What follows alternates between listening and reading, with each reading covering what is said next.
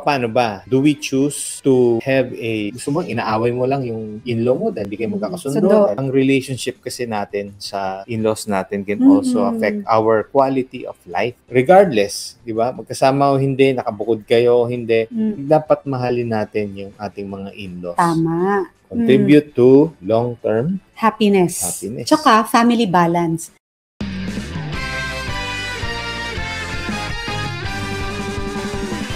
Welcome to another episode ng ating Payo ni Mr., Payo ni Mrs. dito po sa Happy Spouse, Happy House. So, I am Mary Ann Penny. And this is Chico and we are your marriage coaches. So, minabuti namin na magkaroon ng topic about love your spouse, love your in-laws. Pati ba yung in-law? Pati ba sila yung pinakasalan ko? O ano? Ang relationship kasi natin sa in-laws natin can also affect our quality of life. Sabi nga natin na yung pagmamahal natin sa ating mga in-laws. Hindi lang yung parents-in-law, pati may sister-in-law ka. Paano ba? Do we choose to have gusto mo, inaaway mo lang yung in-law mo dahil hindi kayo magkakasundo? Ang sinasabi natin dito is regardless, di ba? Magkasama o hindi, nakabukod kayo o hindi, dapat mahalin natin yung ating mga in-laws. Tama. Contribute to long-term happiness. Tsaka family balance. So, how do we love our in-laws? Number one is to be polite. We should never be rude. How we act towards them ay hindi maganda. Hindi naman everyday is a good day. Hindi naman natin din sinasabi that everyday is a bad. And walang kinalaman ang bawat isa. Ano ba yung dinaanan mo sa araw in na a particular day? Kung masungit tayo sa boss natin or napaaway tayo dun sa peer natin. Ipakita din natin, di ba, na kahit na minsan there are bad days, sabi nga po ni Chico, may choices po tayo kung paano tayo haharap at sasagot sa ating mga in-laws. For example, maging polite pa rin po tayo to explain na sa ngayon po, baka may makakapag-support, pero ito po yung support na pwede naming ibigay. Kasi marami namang ways to support a family, no? Hindi yan lang limitado sa pera. In terms of monetary na napag-agrihan po ng mag-asawa, wag po tayo ma-burden, ma-false burden, we can still politely explain. There are many ways to say it politely. So, yun yung point number one. Number two, we should not forget our manners. Of course, sinasabi nga nila, charity begins at home as well as your manners. Tinuturo yan. Pero kung hindi, meron po tayong pangalawang support which is the school. Showing our in-laws that kabutihang asal din po tayo, pwede pong magsimula ito sa maliliit phrases or words. Ito po yung mga maraming salamat, walang anuman. Or you can also say, kung kayo po ay nabigyan, you can also say, maraming salamat po, na-appreciate ko po yan. This will make them feel respected as well. Diba? Kahit sa maliit na bagay, sa malaking bagay, you have that good manners and right conduct. Being able to be polite, mga in-laws nyo or sa magulang mismo, not to forget our manners. To remind them also. There are many ways to show how to honor them and bless them. Pwede nating practicein na marami namang bagay nga. Basta just be polite and don't forget your manners. Values, yan. Ang number 3 ay speak nicely about their son or daughter. Yung napangasawa mo, bale, anak nila. Yan. You know, wag tayong magsasalita ng di kaayon-ayon talaga tungkol sa ating asawa. Para tayong nagsusumbong doon sa ating parents-in-law. Kung feeling mo, kakampi mo yung kapatid ng asawa mo. Close ka doon. Sila ay parents pa rin o kamag-anak pa rin ng ating asawa na magkaroon ng conflict. Baka masabihan pa, tuloy tayo to be nice as well. Palalahanan ka, pag-usapan niyo yan mag-asawa. Kaya nga, ang ganda natutunan po natin, how to speak nicely. Kasi hindi po ito nakukuha ng overnight lang. Wag tayo po yung nangunguna na pinapatay natin yung karakter ng asawa natin sa sarili niyang pamilya. Hindi po maganda yun. Number 4, how do we love our in-laws? Kilalanin natin silang mabuti. Get to know them. Ang ibig sabihin po nito, ito po yung tinatawag na intentional. Pag magkakasama po kayo, pansinin po ninyo paborito palang pagkain ni sister-in-law ay ganito.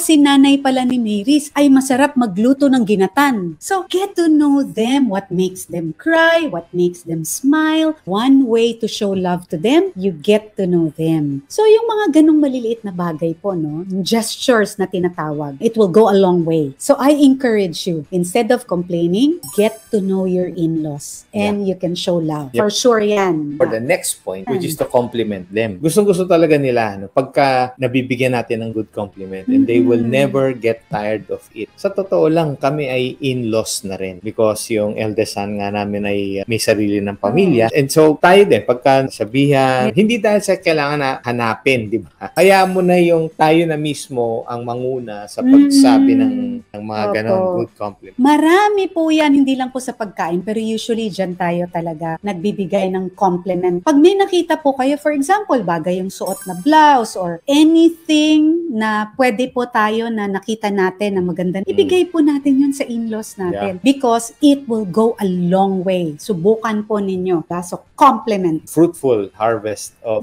love, good family relationship. Maging very observant. Number 6 is this. Ask advice in life. Sino ba yung una niyong pupuntahan? You have your in-laws. Yung even values, kung ano yung values at kung ano yung sinasabi ng Biblia.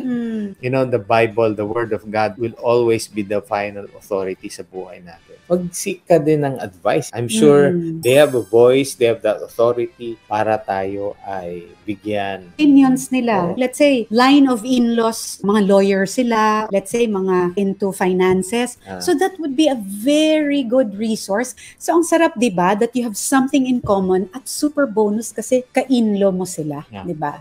Number 7 ay bring gifts once in a while. Kung bakit natin sinama to, hindi ibig sabihin pang suhol. Bringing gifts, lalo na if you know na very strong yung sa love language ng in-law nyo ay receiving gifts. Pwede din itong in the form of create kayo ng some for the home o kaya an appetizer or dessert na simple na talagang from scratch, kunyari po, no? Or anything. Kung ano man, kaya po ng budget, that will also, again, bring in more love. The more na personal yung gift, magiging personal din yung mga mabibigay natin sa kanila. Very good. Okay. Don't forget, mag-like, subscribe po kayo at i-share po ninyo ito at mag-message po kayo sa amin and we will gladly answer your questions and messages. Nasa number 8 na po tayo. Always offer help. So, in-establish na po natin kanina na ang pagtulong ay hindi naman po limitado sa pananalapi. Every time your in-laws visit your house and they do something for the family or around the house, offer help even tingin nyo hindi naman nila pakailangan. Ano yung mga example? Minsan, di ba po, nakikikain tayo sa bahay ng ating in-laws, mag-offer po tayo. Ano po ba ang pwede kong maitulong? Lalagay po ba ng plato sa lamesa? Dalhin po yung pagkain. So, yung mga ganun, offer help and also it will show them how much you are trying to show that you care and love them. Pero just the same, let's not forget our manners and posture.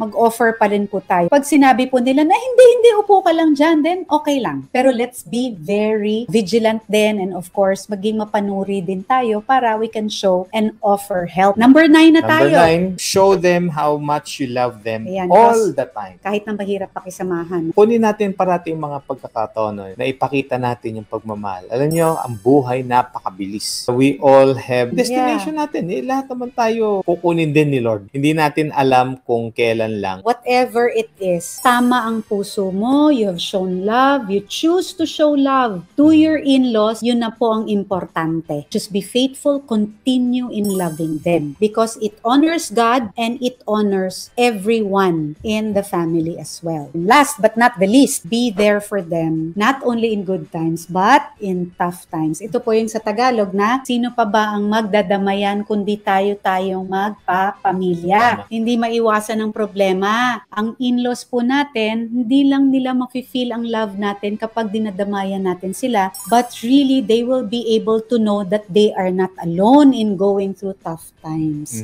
Iba-iba nga po ang pinagdadaanan, pero you know in your heart, mayroong nagdarasal sa'yo na kamag-anak mo at mayroong tutulong sa'yo or tumutulong sa'yo dahil minamahal tayo ng ating in-laws. Tama. Kung di man natin kaya ng financial support, then just provide the emotional support. And pray for your in-laws. Okay, to know more, we still have this Happy Wife, Happy Life book now, Happy Spouse, Happy House. Of course, ito yung pera ni Mister, pera ni Mrs. You can go to chinkshop.com to purchase these books. Bakit hindi po namin iwanan sa inyo ni Chico itong question na ito na pwede nating pagbulay-bulayan and pagpraktisan? How do you show love to your in-laws? How else can you show? So, mag-comment po kayo, mag-message kayo sa amin at i-share nyo po kung paano nyo pinapakita ang pagmamahal nyo sa in-laws. Okay. So there. Don't forget to like, subscribe, and message us. Happy spouse, happy house. Bye. God bless you.